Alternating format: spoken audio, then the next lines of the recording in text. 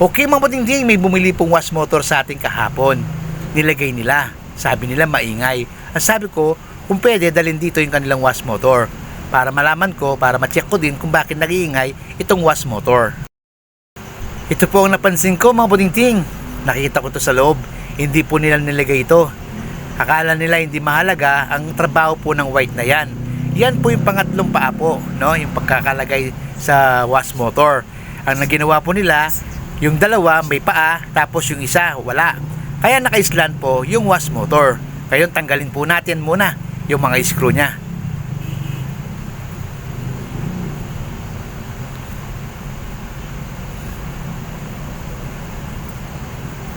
Ito pa ang aking nakita mga budingting.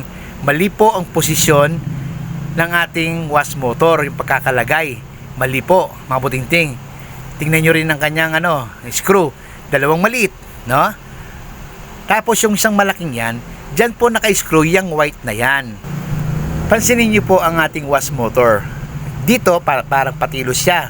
Dyan po nakalagay yung white. Yan po yung pinakapaa niya. Nilagay niya dito sa may nakausli dito. Dalawa po yan, no? Yung nakausli na yan.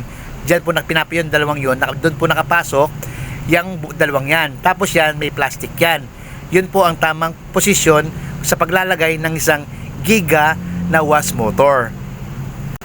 Ang Sharp po kasi, ang Sharp washing machine, may sarili siyang disenyo sa paglalagay ng wash motor.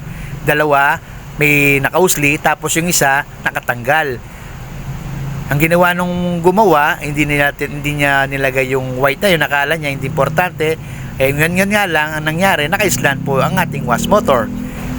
Pag nagtatanggal po kayo ng wash motor, mga kabutingting, dapat tignan nyo kung paano nyo kinalag, para pag binalik nyo, alam nyo kung paano nyo po siya ibabalik. Sa mga ibang washing machine naman mga butingting, hindi naman ganito yung kanilang wash motor. May 3 goma na nakapasok doon sa butas, tapos ini-screw lang. Mas madali po siyang ilagay.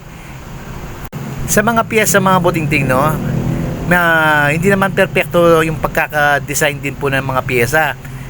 Minsan hindi tumutugma yung butas, kailangan adjust na lang, kailangan diskarte na lang. Pwede naman, diskarte na lang, no? Diskarte lang ang kailangan. Kailangan marunong kang magdiskarte kung paano nyo malalagay ng maayos ang isang wash motor.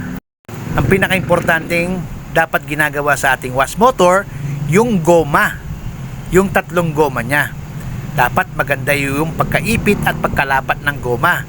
Pag maganda yung pagkaipit at saka pagkalapat ng goma, nawawala na po yung vibration ng ating wash motor. Kaya mas tahimik siya, hindi po siya nagbabibrate. Okay na po yung pagkakalagay po natin ng wash motor. Okay mga budingting, salamat po sa panonood po ninyo. God bless po sa ating lahat.